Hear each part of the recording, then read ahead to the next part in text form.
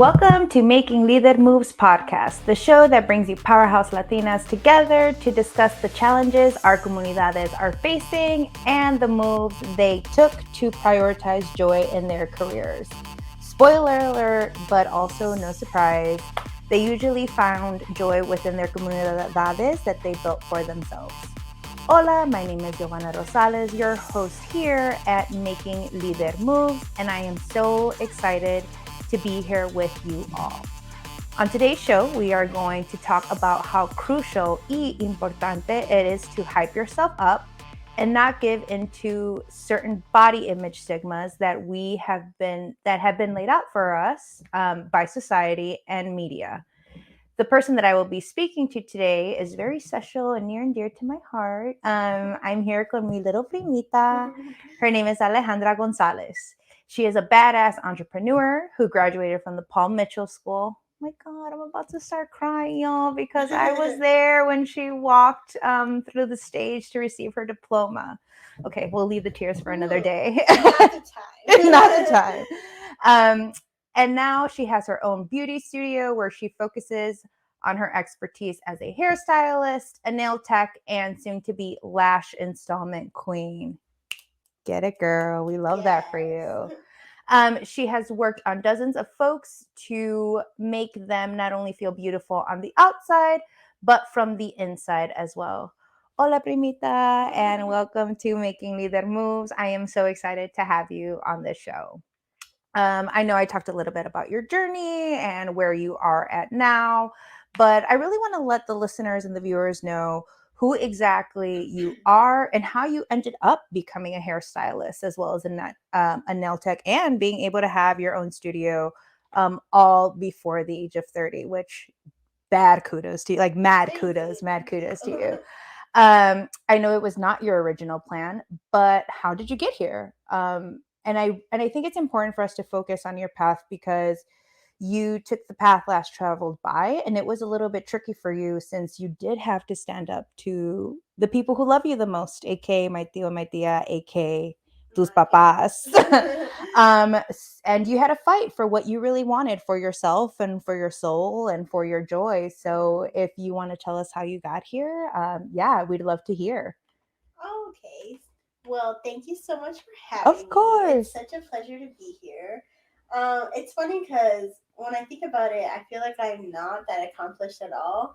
But then when I hear like people bring it out, like opening my own business before I'm 30, and I'm like, wow, you did that. Yes, you did that. But it kind of all started, of course, like when I graduated high school, and my mom was like, oh, like, what are you going to do? What are you going to do? Like, she kind of wanted me to be like a nurse or a doctor, and first of all, I get squeamish with blood and shots, so that's a no-go. But I feel like I was like, yeah, I'm going to go to business school, and I'm going to do this, and I'm going to do that. And I remember my parents being like so excited for me to like work an office job, because I feel like for immigrant parents, that's like top tier, right? Like exactly. To be in an office that's air conditioned, have like a 401k, like a retirement, all that, because they never had that growing up. I mean, this is why your mom wanted you to be a nurse. Yeah, like it was the top. It was super top tier. It was top notch, and I feel like my parents would always talk about that, and I was just kind of like, that sounds terrible. Like literally terrible. Like, you want me to work behind a desk? Yeah. For the rest of my life. And I don't know. It just didn't sit well with me at first, and I felt like I tried really hard to go to school. But I think because you did go to school, right? I did go to school. And I think just because my love and my passion wasn't there, it just like wasn't reflecting like in my grades or like academic wise. Like it just was not it. And then I actually remember talking to my little sister and my other tia, which is my dad's sister. And they're like, just follow your dreams. Like, it doesn't matter what they say. Like, even if they like threaten to like cut you off or do all this, like, just follow your dreams. And then finally, like, I know. I had dropped out of school, actually. And it's funny because I told this to my mom just recently because she actually didn't know. But I had like literally dropped out of school for like 2 years, and I was not going to school at all. And mic drop, y'all. I didn't even know that. I wasn't going to school. I was literally solely working full times. Shout out to Menards. And I remember like my mom would ask me about school, and I'm like, oh, like school, like whatever. Like I just like would avoid it. And then finally, like the only people who knew were my Thea and Emily, and they were just like, dude, like, do you want to work at Menards the rest of your life? And I was like, no, I don't. So I finally took the leap, and then I signed up for cosmetology school, and I kind of just like, without your parents knowing. Without my parents knowing. So then I kind of just told them, was like, this is where I'm going at 21, 22 years old. And they were like, what? Niña, ¿qué? But I was like, that does sound like my Thea. I just have to. Like, I don't like school. I can't see myself working this job. And then, I took the leap of faith. And they were definitely upset with me. But I think, like, once I was in school, which is so funny because, like, in cosmetology school, like, straight aces. Like, I was, like, that person that, like, went above and beyond. I did what was called, like, an honor roll program, which you would do, like, advanced stuff. And in school, when you got, like, to a certain hours, because in the state of Illinois, you need 1,500 hours. So after a certain hours, I want to say it was, like, halfway through my course, you can apply for this, like, because you would take clients on, obviously, like when you were in school, so you can get the experience. But halfway through that, you can apply for, like, it was called phase 2. So it was basically almost like you working in a salon. So, like, it was on a separate part of the school. Like, it was, like, super cute and high end. And they would basically time you like you were a stylist.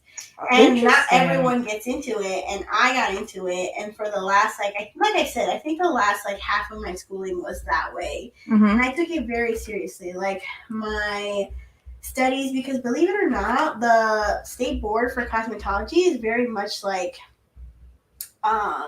infection control. And, like, controlled, like, diseases and stuff, because like that shit is real. People are gross. Oh, I bet I've definitely seen some 2020 documentaries so about nasty studios. Definitely my journey. And then I think, like, once my parents saw, like, I was super serious about it, then they were like, okay, like, this bitch knows what she's doing. We have no choice but to apoyarle. I think that's something that, like, I admire about you, because I think, especially with being first children of immigrant parents, especially being the first one out of your siblings, there's always this internal of, like, I need to please my parents because they came here with nothing, and I need to give for them and input for them. And I'm happy that you knew in such a young age that their dreams were not your dreams. I don't think I realized maybe that until a little later. But the fact that you were able to see that at such a young age, and then, like, had the support of your comunidad, which was your tia and your sister. It was the support that you needed to just be honest, not only to yourself, but to be honest with your parents. And so I give you that kudos of bravery, because that's something that I still struggle with up to this day. Yeah, it's definitely something hard to, like, come over, because I feel like our parents think of it, when you're like, your dreams are not my dreams, it almost comes off like you're being disrespectful, but you're really not. Because I feel like I still have that conversation with my parents where they're like, I want this for you, but I'm like, but I don't want that. Right. And that's always kind of hard. Yeah, and I mean, we're not we understand where they're coming from. They're not coming from a bad place. Again, they come from, nothing, so they only want the best for you. But just because it's the best for them doesn't necessarily mean that it's the best for us. Which is so funny because, like I said, my mom wanted me to be a nurse and a doctor. And the other day, I forgot why, but she was taking my blood pressure. And I literally got queasy from that. Like, she put the thing on my arm, and I was like, she was like, make a fist. And I was like, I can't. Oh my gosh. She was like, and to think I wanted you to become a doctor. I was like, yeah, I would have. Exactly. I would have failed, like, the first day. Flunked the first period. It's like, even when I get, like, blood drawn and they prick me, I'm just like, not the vibe. Not the vibe at all. And it's so funny because, like, I'm 28 now, and sometimes, like, because my dad and I still have the primary doctor. Okay. So we'll go together for blood work, and I'll be like, hold my hand. Oh my gosh. He's like, what? I'm like, hold my hand. I'm going to pass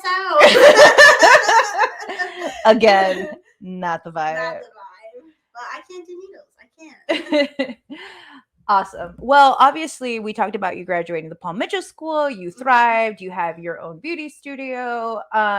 And so you're always involved in, like, now you do weddings, right? During wedding season, and all that good stuff. So obviously, within the beauty industry, thinness is not only accepted, but it is the standard. And as we know, both of us are very curvy girls, and there's nothing wrong with that. We embrace it. We're here for it. But that had to be a little tough and a little hard to see when you're around it, not only through your teachers, but your peers, the people that are modeling for you, whether that's hair, the nails, the makeup. So the question is, how were you able to come on the other side of that stigma, of that fat phobia that people have within the beauty industry? Yeah, you know what's funny? I feel like at a very young age, one, I realized I was not thin. And I know my parents and like my grandma and my tias, like I feel like they meant well, but that's also just because I felt like it was also put into their brains at a very 100%. young age. So it's just like them projecting that. So I feel like when I was little, they'd always be like, oh, like, look at your tummy, like, you're so chunky, or this, and that. Or like, if I was sick and didn't eat for a couple of days, they'd be like, oh my gosh, like, you're so thin, you're so thin. Oh, God. Or like, I'm chunky, so like my tummy like kind of comes over. Or I have like this little like dent. And I remember, like, at a very young age, like, my grandma would be like, yeah, you have to put, like, a faja on you so, like, you look, like, very, like, slim and put together. And I was like, what? How old do you think she had started when she had said that? Little. Okay. I can't remember, like, an exact age, but I remember I was so little that, because I remember being so little being like, why would I have to look like I'm confused? Like, I think I'm just trying to go outside and play with my friends. Oh, like real young. Like, I was really little. Okay. Like, I was very little. Like, I want to say, like, I was still in grade school. I feel like it really became apparent that, like, I wasn't thin when I was in middle school, because when we lived in the city, obviously I went to a Catholic school here in Chicago. So I was, like, amongst my peers, like, other Latinos who were, like, the same body and build as me. So that's why I felt like I never noticed it in grade school. But when I was in middle school, we had actually moved out to Plainfield, which is predominantly white. And I think that's when I kind of realized, like, a burb in the Chicago, a suburban area, that I was kind of like, oh shit, yeah, I am kind of like chunky, because it was predominantly like a lot of white girls, and they were all so thin. And I remember they used to, like, girls in the locker room, or like girls I went to school with, would talk about, like, oh, like, I'm a 00, I'm a 0. And I was like, what the hell? I was like, a 0? I was like, I'm like an 8. And I'm in, like, 7th grade. Like, I'm an 8. Like, I already had, like, I was already, like, growing boobs. And I had, like, developing. Yeah, and I had, like, hips and a butt. And I was like, you're a 0? Like, a 00? Like, I didn't even know. You know what's funny? I never knew those numbers existed. I was about to say that. I went to a predominantly white high school as well, out in the burbs of Chicago, and I was not aware of a 00 or a 0, because everyone in our family was minimum at least a 10. Yeah, so exactly. I always thought, like, double digit. And when I was in grammar school, when we had to wear our skirts, right, in grammar school, like, I would go get the husky size. I remember it was called husky. And so I just thought that was very normal. And then even, like, my primas, our other primas, their hand-me-downs, they were sizes 10s and 12s. You're right. Absolutely. High school. So I was like, wait. I was like, there's numbers on jeans? Like, what? And it was like, again, it was just like such a culture shock too. Because, absolutely, like, in Catholic school, on gym days, you would literally wear your gym suit all day. Like, you wouldn't change. Like, there was no such thing as, like, locker rooms. So when I was in, like, 7th grade, 8th grade, and all were changing in front of girls, and they're talking about jean sizes, and I'm like, what? There's sizes on jeans? Like, I literally had no idea. It was just shocking to me. And then again, like, they're like, 00, and I'm like, 00? I don't think I've ever been, like, I probably was a 00, like, as a toddler. Like, maybe when I was born, coming out of my mother's, like, womb. Literally, but that was probably it. Yeah. So you would say then that the way you were able to handle it in beauty school wasn't even a question or so much of an issue because of the fact that you were exposed to that in Yes. grammar school. Yes, and Okay. I also think too, although I kind of hate it because like I don't want to make it sound like our bodies are trends because it's not true at all. But I feel like as time has progressed, we have also just accepted that one, we're all not double zeros. I've never been a double zero in my life, but also like it's okay for us to like not fit into that category or that box. So I feel like it was. I never really, like I said, like I didn't notice it until I was in like middle school and high school. But I felt like I also lost a lot of weight when I was in high school, not intentionally, but like because I was in sports. And that's just natural because like me and my sister, we would take like gymnastics and we were in cheerleading. So it was just like natural. Also, like your metabolism at that time, because you're working out so much, like you just get kind of thinner, which is funny because I still thought I was fat at that point. Yeah. And I look back on pictures and I'm like, wow, you literally were not even fat, like at all. Which brings me back to my next question. Did you think that you were fat just because of the peers that you had, or like you had mentioned, right? Like your grandmother was out here trying to get you in a faja, tus papas sometimes would make comments, but did it also extend to your friends verbally saying something? And also, was it other family members commenting on your weight? So I was never so much my friends because I feel like most of my friends, they were skinnier than me, but I felt like we were kind of like in the same area. But we never shared clothes like that. And I also feel like I never really got close to anyone like that. Okay. But I did feel like I had like family members like comment on my weight. Like I feel like my grandma is a pretty like curvy woman too. And I remember like one of my tias like growing up, she would be like, oh, like Tere, she's literally coming out like you, like she's just busty.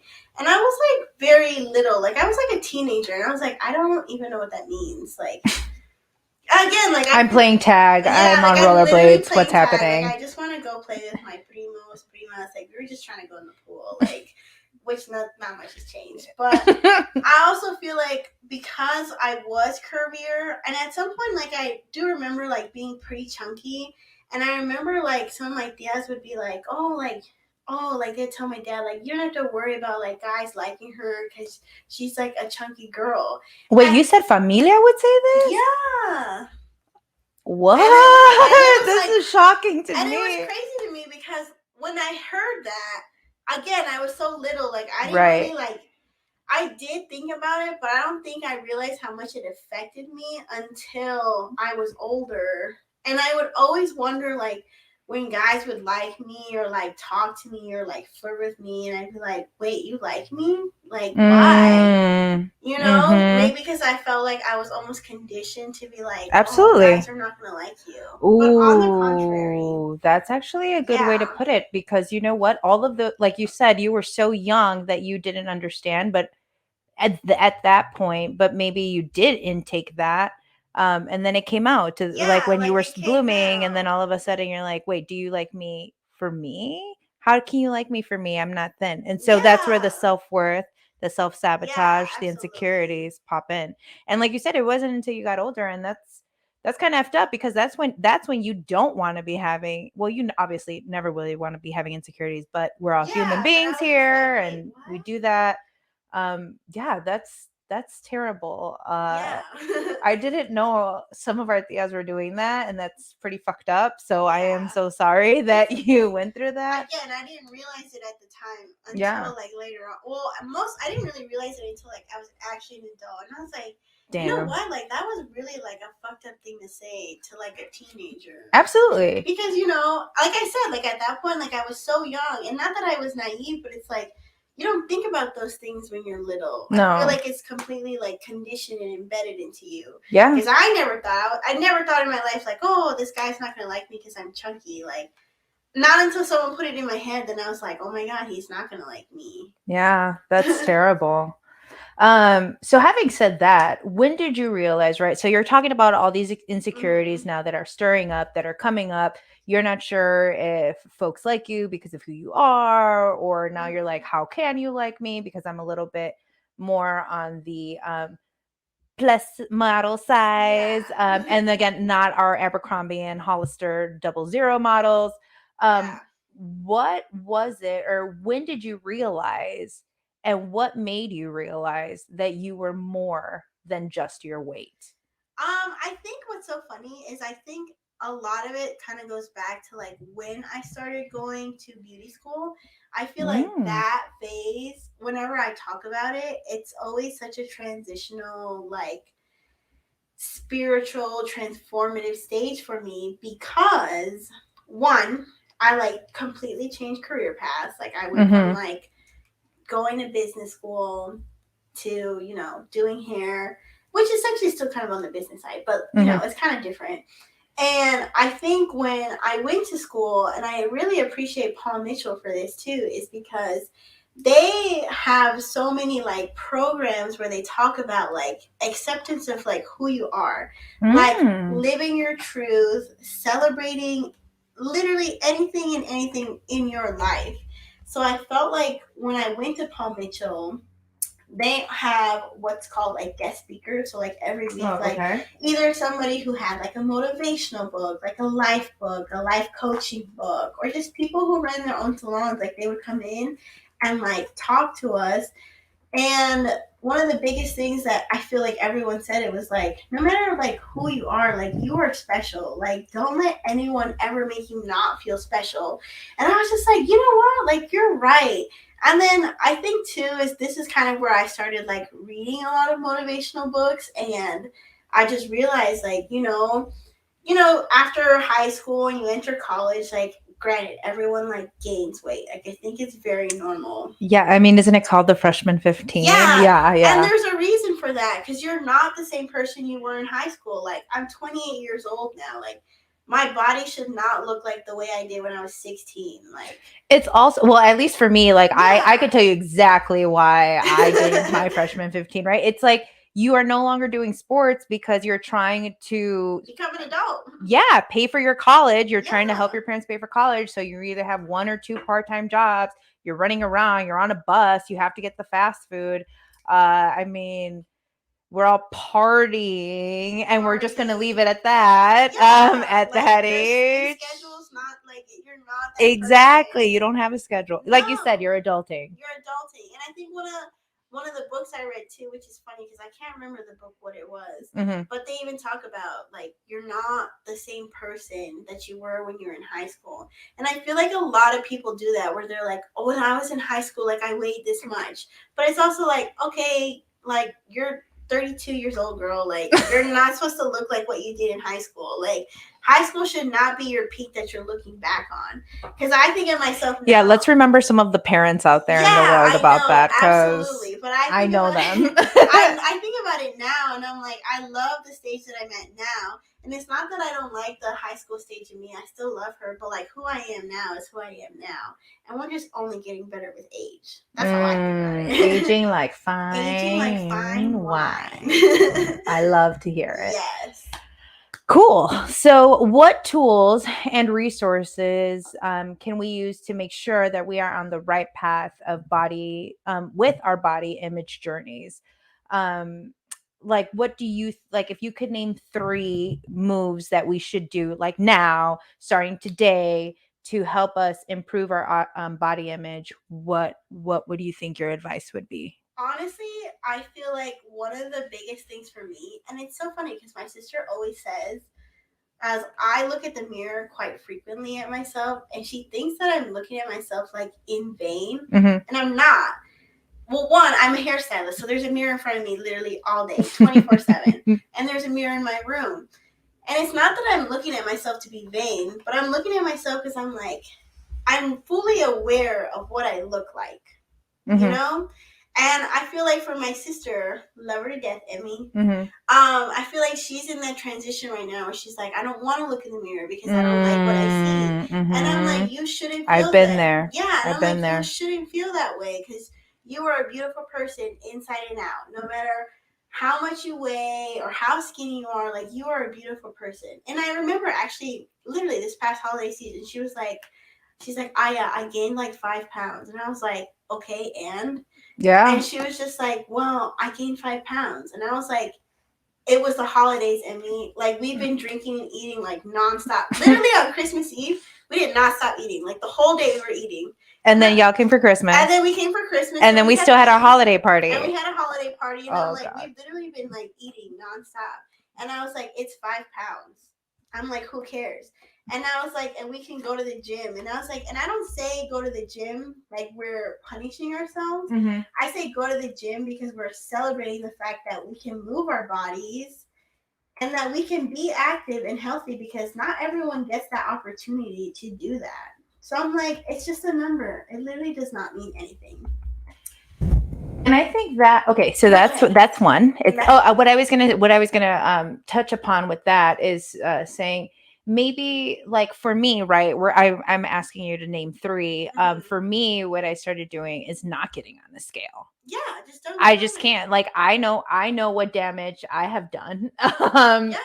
I know what damage I have done, and I don't need to be reminded by a number. And it's me literally kind of almost telling myself that mantra of, I am more than just a number. I am more than just a number. And like absolutely we are. But again, like all the media, all the hype, all of these, whether it's an influencer, you know, that you see on a social media platform or actors, actresses, people like that, like it's just always infused in your brain to like have to look a certain way aesthetically as well as pound wise. And so yeah, that's mine is like I refuse to get on the scale. And I can't even tell you the last time I got on a scale. Because like I said, when I work out, I change that mindset of like it being like, oh my gosh, I'm punishing myself because I ate so much. It's more so like, no, I'm celebrating the fact that both my legs work and I could still run this mile. Oh, that's so beautiful. Yeah, like, I love that way.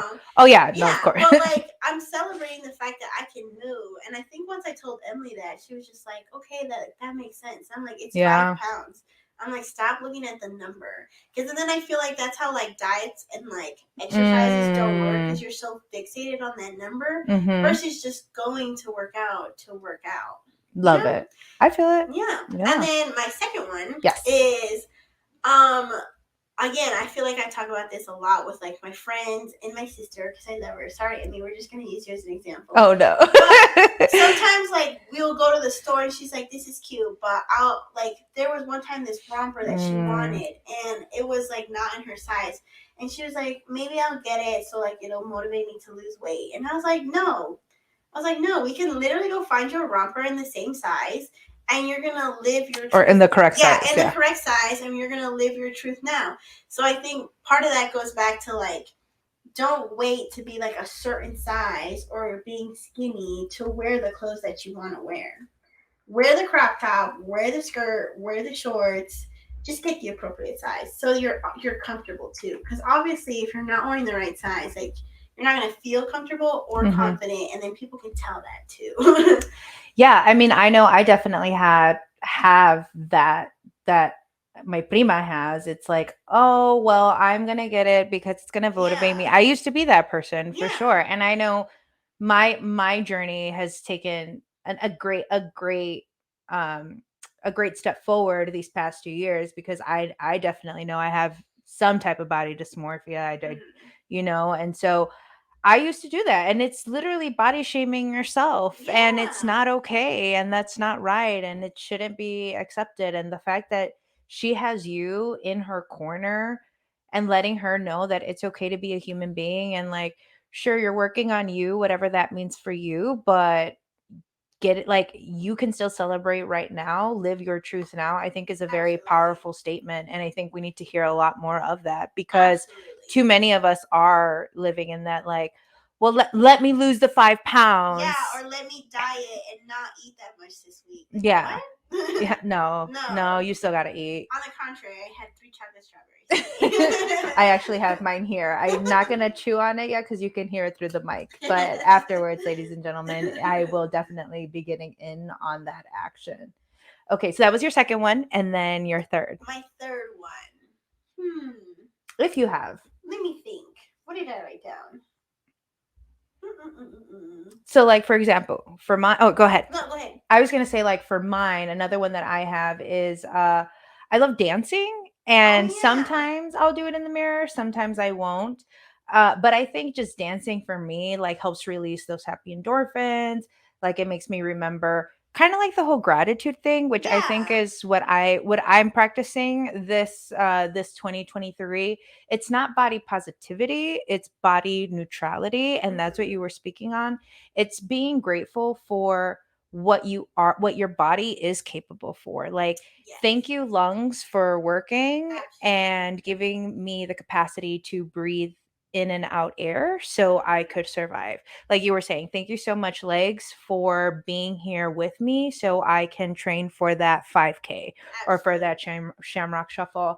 And so the way that I'm taking body neutrality this time around is like, fuck it, I'm gonna dance whenever the fuck I want to dance. Like whether it's stressy, like whether I'm stressed, whether I'm sad, whether I'm happy, angry, like let's just dance it out. Let's just dance it out. And I think that's one of the things that I do. Like I've started in December of last year of 2022, I started doing that. Just like this is the way that I'm going to honor my body. Yes, I love that. I remembered my third one. Okay. In the midst of you saying all that. But it's actually really funny because I'm on TikTok a lot. Okay. So I love me some TikTok and social media. But there's a sound, I believe it's SZA who says it. Okay. And it says your fear of looking stupid is holding you back. And I feel like that's so everyone wants to be like the it girl. Yes. Or the pick me girl. And honestly, hot girl summer girl. I know. Yes. And honestly, social media is fake. So remember that. Everything you see on social media is not fake, but like altered. Like pictures, like social media is made to look like perfect, like Instagram perfect. It's the perfect life, the perfect marriage, the perfect body, the perfect makeup. Fake news. And it's funny because I actually had to go through with Yovana, and like you were showing me somebody, and you were like, she looks so good, and I was like, she's had work done. And you were like, wait, what? And then we went through a whole thing, like looking at Instagram feed. I was like, her face is done, her body's done. This is true. And it's not that, no hate. If that's what you want to do, that's what you want to do. But it was Carol G. I had no idea. I know y'all, like, and I'm like I'm a huge Carol G fan, and I had no idea. I'm not shaming her. Like, if that's what you want to do, absolutely. But I was also just like, but don't compare yourself to someone who's had work done, because that's not real. You know what I mean? Also, it's just me and my like typical anxiety. I'm going to Colombia, so I need to look like Carol G. And I'm like, she's had work done, right? What? Like, shocker. What? No way. And I'm like, yeah. Also, there is like Facetune and filters. Yes. And like, I'm not gonna lie and sit here and say like I've never used a filter. I have, and I do it all the time. But like, again, like sometimes people will be like, oh my god, like your skin looks so good. Lies. I have acne scars in my hair. You just never would know that. Like, that's what I'm saying. Like, social media is fake. And also just like your fear of looking stupid and trying to fit in is holding you back. Like, I feel like I stopped caring what other people think. So I feel like when I like go out and I do anything, like I literally don't care who's watching. Like, I will do karaoke. I can't sing. I will dance to. I've gone line dancing, and I've gone to like salsa clubs. Like, we've danced like cumbia and stuff like that.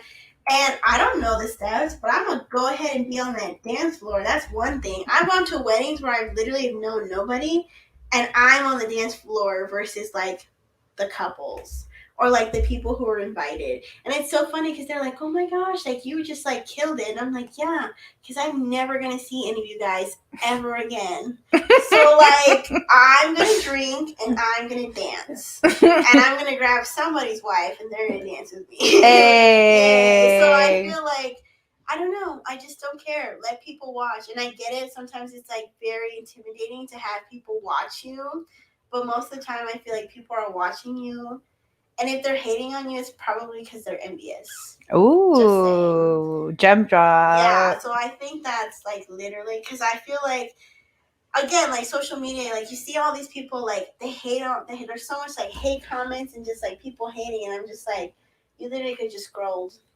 You could have scrolled True. and not Very said true. anything. So I feel like you're hating for a reason. Yeah. No, I totally agree, and I think that's very powerful, and it's something that I definitely have to work on. I know I have a lot of a fear of el que dirán. Yeah. Basically, that's what it is el que dirán, and you're just like, you know what, al carajo el que dirán. Like we don't Yeah. need to worry about what they think or how they're gonna perceive us or how they're gonna portray us.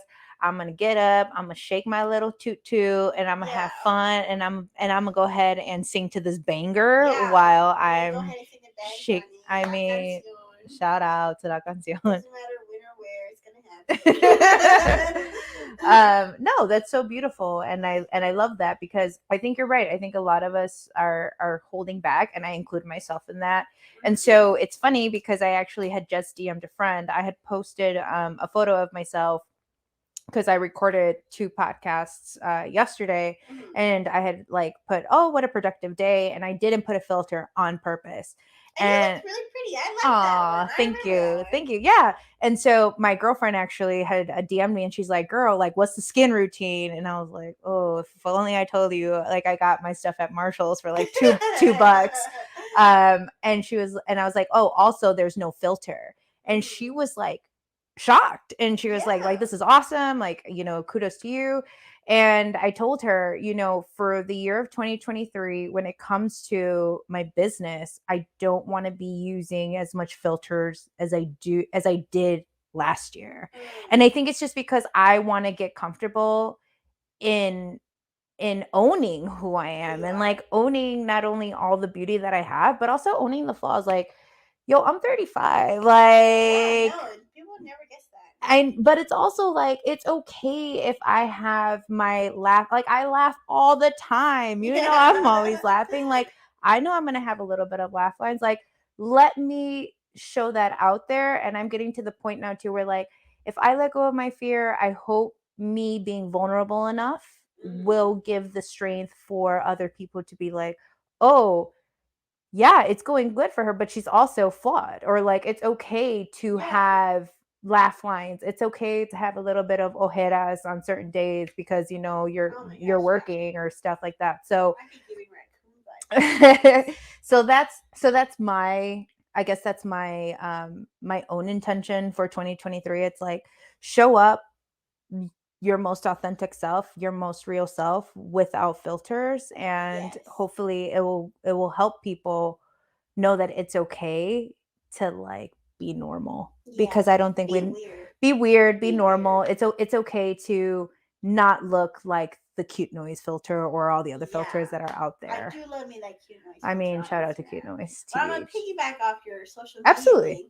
because it's funny when I keep saying that. Let me stop saying that's funny. But it's interesting that you point that out because I feel like when I graduated beauty school, I wanted my Instagram to be like this super like aesthetic beige neutrals. I am not beige. Like not at all. Like I'm literally like a feral cat. And I feel like I've gotten a lot of my clientele too because I make such like corny, stupid, funny videos because I'm like, that's who I am. Like that's what's going on up here, like 24/7. It's a TikTok song in here somewhere or a TikTok trend. And I've gotten so many clients because they're like, "Oh, I love your page." I'm like, "Really?" Because I feel like it looks so dysfunctional. And I feel like some people, especially like when I was in cosmetology school or in barber school, they're always like, it needs to be like cohesive and like look aesthetically pleasing. And I'm like, I get that to a certain extent, but I'm not. If I hear that one more time though. Yeah, like I'm not that person. Like look at me, my hair's red and black. You think I'm a beige person? Like no. And kudos to you if your social media is like that, because I could just like not. I can never do that. Yeah. I'm just a weird person. Like I always say, because there's a sound that I saw on TikTok, and I feel like me and my sister literally always send each other like raccoon memes. And it was a sound that was like, I'm like a raccoon in the garage. That's me. That's me. Just like feral, rabid, untamed. But the good thing is that you're showing up as yourself. You're It not is. having the fear of having to be aesthetically pleasing. And yet Yes. here you go, having your own studio and your clients showing up, not because like they can get their hair cut anywhere else. They can Yeah. get their hair dyed by anyone else, right? Their Absolutely. nails, same. But they come to you because they can relate to that, or and also being like, you know what? Shout out to her for keeping it one hundo, Yes. even when it's the quirkiest, the weirdest, the most almost too intimate. yeah, like, yeah, like a little, like, you know, a little wacky, and that's okay. Yeah. And like they embrace that, and we embrace that, and so I love that for you, and that goes to show you that the clients and the customers that you do have are not there because, I mean, obviously you're a badass at what you do, you're an expert, like you've graduated, you're amazing, but they also show up because it's you, Yeah. and it's authentically you. That's authentic. Yeah, literally after hours, just like this. You get what you see. Awesome. Well, here at Making Leader Moves, we like to normalize, maybe there's a different word, but we like to normalize when something doesn't go your way Yeah. 100%. So some people like to call that a failure. Some people like to call that a bump in the road. It's and we like to normalize it because it's kind of our thing being human here. You Mhm. know, like sometimes we don't even edit our videos or our podcast because we want people to realize like we're all working. Some of us are moms and we have to do tons of different things at the same time. So Absolutely. we just like normalizing being human. And so, with having said that, can you tell me of a recent time that you either hit a bump on the road or had some type of quote unquote failure, and how, even though you had that bump on the road, that you were still able to keep focused on your goals? Yeah. So it's funny because I feel like there's not just one, there's like a couple of them. But Pick one. Pick one. Okay, I'll pick one. So this is actually my third year. I'm going on year 3 of like being on my own, running my own studio. Mhm. So year 1 was probably like the hardest year because obviously like Well, and let's also just make the listeners very aware. The first year you had opened up in the you opened up in I 2020. opened Yeah. up in 2020. So Mhm. right in the middle of the pandemic. Yeah. I was so delusional. I was like, it's now or never. And we're going to do it. And so when I opened up, I felt like because my studio is literally just me and no one else, it was very nice because one, we were in the middle of a pandemic, so you weren't around anybody else. Mhm. So that was a plus. And I did really good for a while, but I almost got like too comfortable. Okay. Like I was like, you know, you kind of you're like, I'm the shit, right? Of You're course. like, I could do this, and then all of a sudden you're like not doing what you're supposed to be doing. Mhm. Like, not that social media is the whole thing, but like I wasn't working on social media or my website or client retention or like getting back to people. I was like, they'll come to me, and it's like You weren't taking care of business. yeah, I was not taking care of business, and it was like, okay, like no, it works both ways. Like you also have to put it out there, like, hey, I'm available, or hey, it's me again. And I just kind of like lacked on that part. So then I was like, not get like busy. Mhm. And I was just like, oh my God, like, how am I going to pay bills? Like, I can't do this. I got to pay rent here. I got to pay rent at home. It was just too much. Mhm. So that was kind of a failure. And I felt like I just had to strictly do like sweet stuff Mhm. to be successful. Like I was putting myself literally in that box. Because like some mentors that I had that were like in hair, like doing hair, they're like, well, why don't you like reach out to like photographers or like what is it? Like realtor firms or brokerages. Oh, Like okay. people who do like headshots and need their hair and makeup done, like or venture out into the community. And I was like, that's like so much work. Like, why would I want to do that? Like I became my own boss, so I wouldn't have to do stuff like that to work underneath somebody.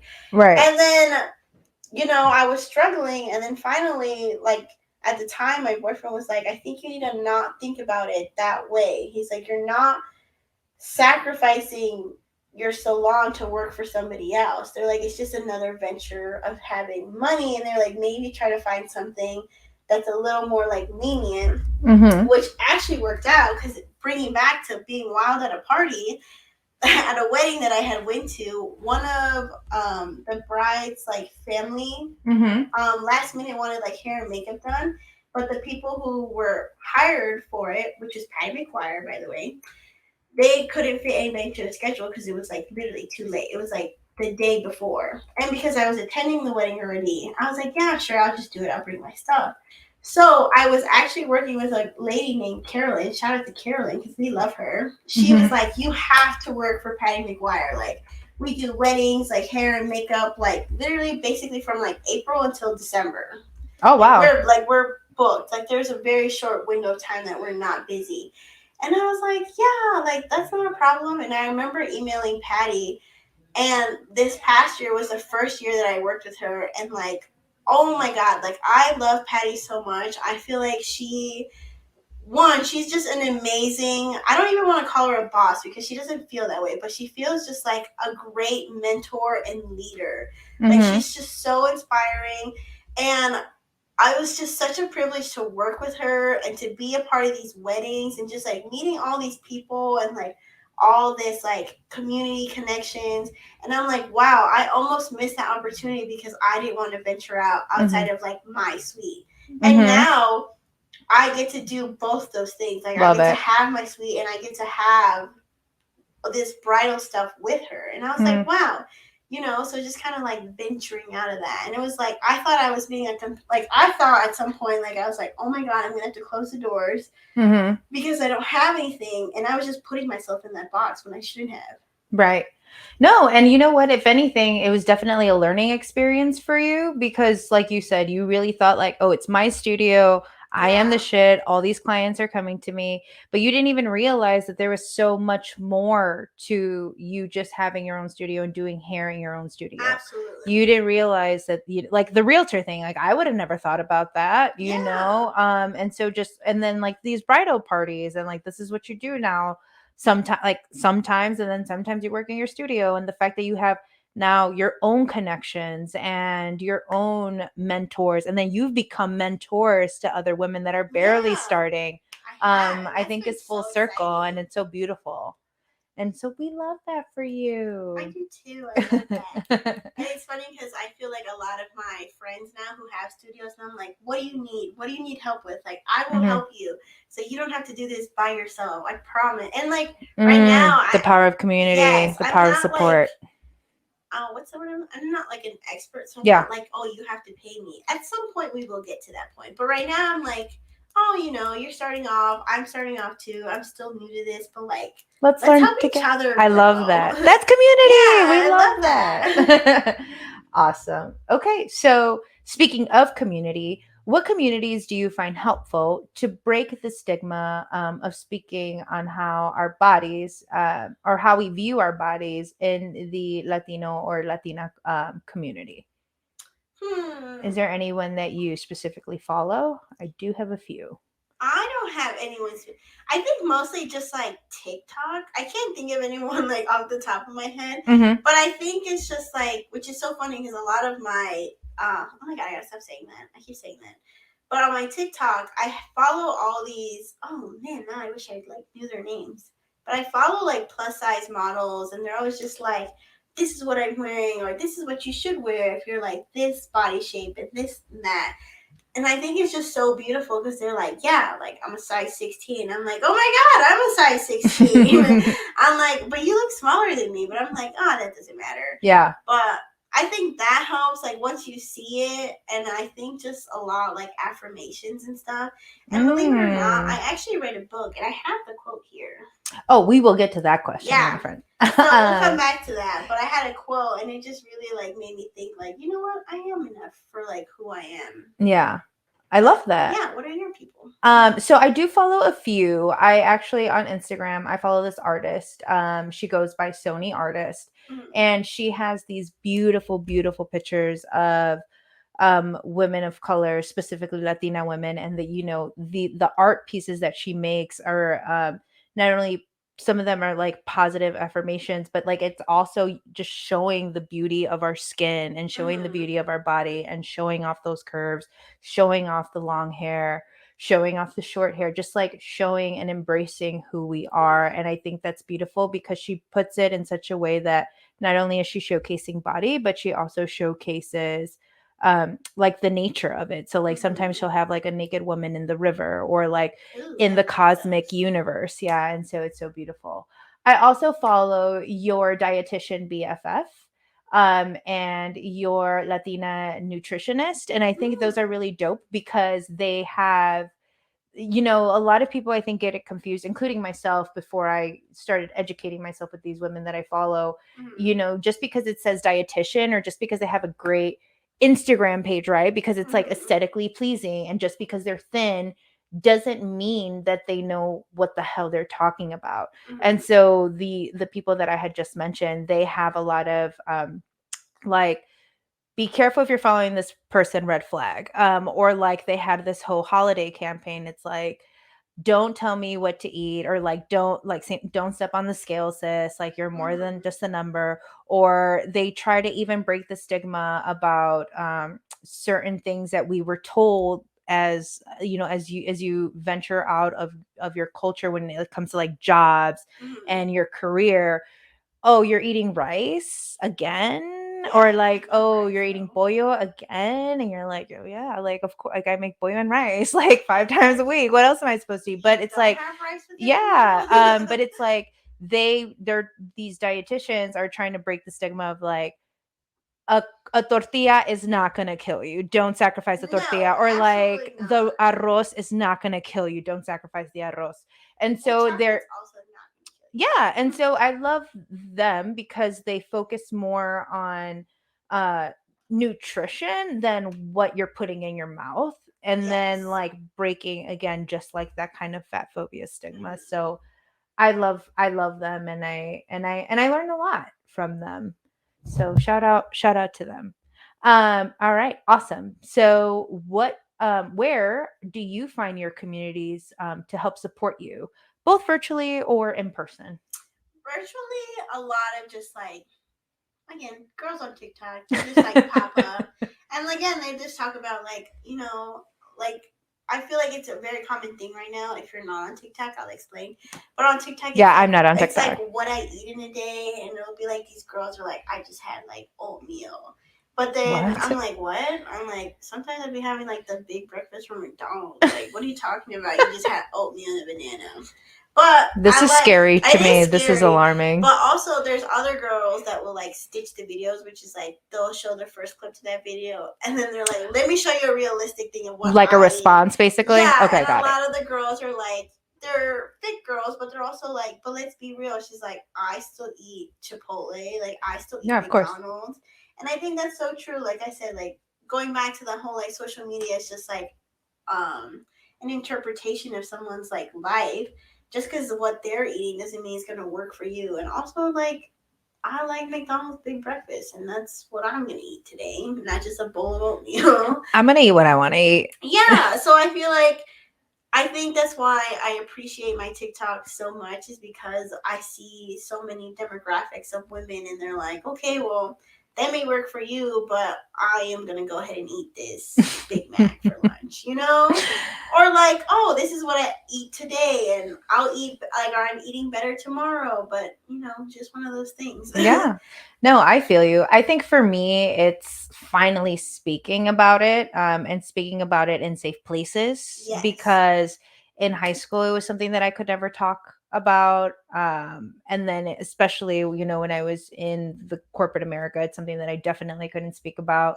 So finally finding my community, finding mis hermanas, finding the safe space and the safe people to be vulnerable, speak this out, and then realizing I'm not alone. Like, we were all traumatized, whether it was, again, our tias, our tios, nuestros papás, our parents.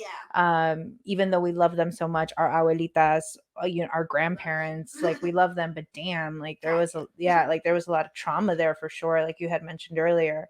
And I think just being able to speak for real about that. Like, I know when me and you first had our talk about that, and then me and your sister, me and your sister were on very similar paths. Yeah, And then I was just like, oh my God, we are 10 years apart in age, but that resonation is very real. It's very real. And just being able to both of us have like be on our journeys. I know they're separate journeys, but we're both going on it together. Ooh, our light went out.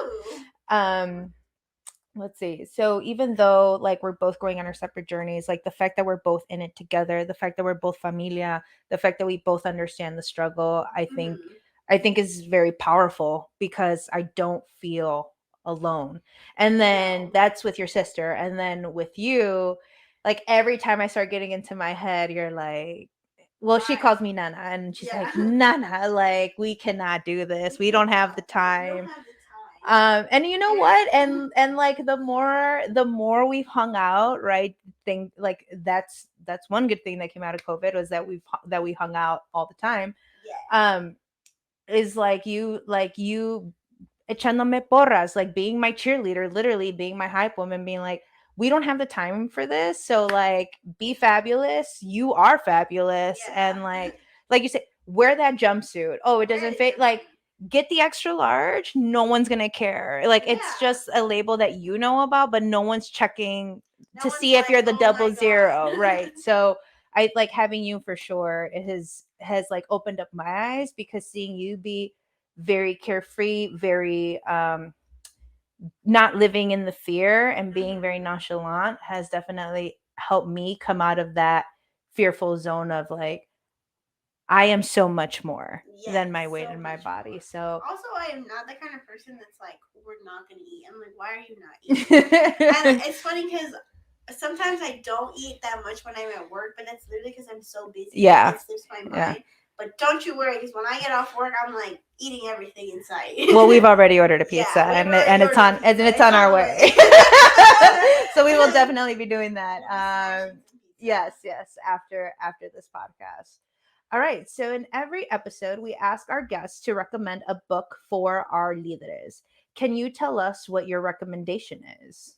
Oh, okay. I feel like it's maybe not a book so much about body image, but they're my favorite ones. Okay. So one's an actual book. It's called 101 Essays to Change the Way You Think. And it's, I believe, by Brianna West. Okay. And the second book, you could tie it with body image and love. It's called Please Love Me at Your Worst by Michelle Angelo. Okay. And I really like, it's a poetry book. So if you're not into poetry, I don't know. I think it's Give it a shot. Give it a shot. It's almost like reading someone's journal. Like, you don't have to read it from beginning to end. Like, you can just pick up wherever. And I like 101 Essays to Change the Way You Think because they talk a lot about anxiety, your personal relationships with like food and stuff like that. And I feel like they go hand in hand because absolutely, you know, like it's very, some people have like eating disorders. I'm glad I never did because first of all, I love food. I also just have a phobia of throwing up. So, and I can't like not eat. That was never an option. Which is, we're gonna tie off to like a quick story real quick. One time when I was like really chunky, my dad took me to the doctor, and they were like, you know, you should watch like what she's eating. She's gaining a lot of weight, and he was kind of like, eh. And he took me for tacos afterwards. I think that's so funny. I think about that story a lot because my dad was just like, whatever. We don't have the time for these doctors. We're going to go to Los Gallos on 26th Street and go get tacos. Yeah. But you know what? Like, I will say, like, that's a great journey for you. The fact that you weren't able to get there. But again, like, we know family members that have been there. Yeah. And that have had to go through that, you know? And so even though you didn't, like, we definitely need to empathize with the people who have had or who still do have eating disorders. And then one quote I'll leave you with from the poetry book, and I thought it was very beautiful. It says, you deserve to be loved without condition. You are enough without trying harder, without learning new things, without accomplishments, without success, without getting bigger or smaller, or without getting smarter, without improvements, and without changing anything about you. You are enough. And I thought that was beautiful because I feel like a lot of the times, like, you know, whether you're like single or you're going on a like fitness journey, people are always like, just love yourself, just love yourself. And I'm like, bitch, I already love myself. Yeah. But sometimes we forget, like, it's hard. just because you're not where you want to be doesn't mean that you're not enough. And it doesn't mean when you get to that stage, you're going to be everything you want. Like, no, all these things are still going to exist even when you get to that destination. That's true, because you're going to have like other anxieties, or like one of the anxieties, like once you make it, right? Once, whatever that is to you, whatever that means to you, like then you're going to have the anxiety of how long am I going to be here? Absolutely. Or you won't even enjoy it because you're already thinking of the other step that's going to go ahead of time. So Absolutely. that's a beautiful quote. I love that. Yeah. For me, I don't know if I've seen a particular book, but I know I do have a workbook, which I will put in the comments when we do this. But I purchased this like little workbook, and it's called Body Neutrality.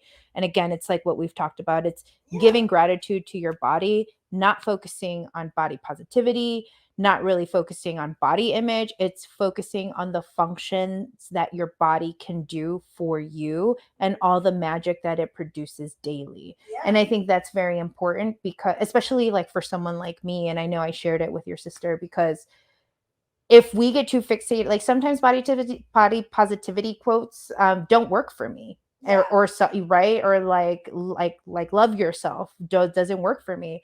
But if I am being thankful and intentional with being thankful of certain parts of my body, whatever it is for that day, that will make me forget, like, oh yeah, like you saw this in the mirror and you didn't like it, or you started picking at this, and it's like, no need to pick on your shoulders, or no need to pick on like the little flab underneath your arms. Like, your arms help you reach to get your clothes from the closet, or they help you put your shoes on. So, and you like, yeah, like it's great. So I love the quote. I love the book recommendations, and my recommendation would be, if people are also struggling with body positivity or body image the way I have, look into body neutrality, and I think that's an amazing first step to go. Celebrate your body.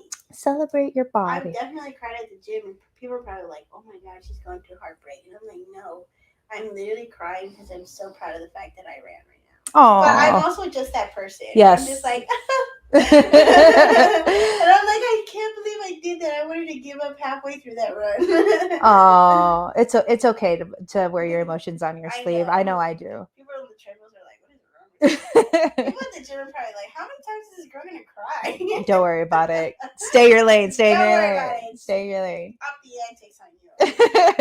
You're not focused enough if you see me cry.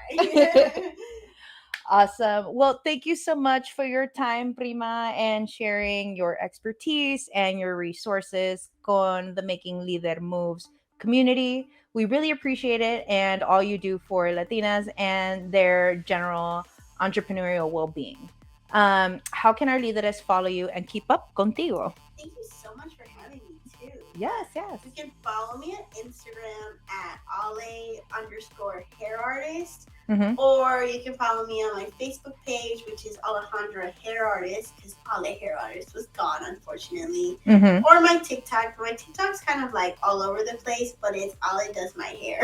Ale Does My Hair. Yeah, Ale Does My Hair. The TikTok is probably the most like sporadic random videos that I probably have. Okay, but you got 3 platforms. But I got 3 platforms. Awesome. Well, again, Primita, Alejandra, thank you so much for sharing tu tiempo y tu knowledge. I obviously will see you after this recording, because we're gonna smash on some pizza. We're probably gonna get dessert, aka ice cream, right afterwards. For all of those who have joined, thank you so much for listening. I hope you were able to receive some gems of knowledge that were dropped in today's episode. Don't forget to leave us a review, 5 estrellitas, por favor, and join the online community Making Leader Moves, either on Facebook as well as Instagram. If you do have a question, send your questions to makingleadermoves@gmail.com. Once again, thank you so much, and I will catch you on the next episodio. Abrazos, besos y cariño, familia. Ciao.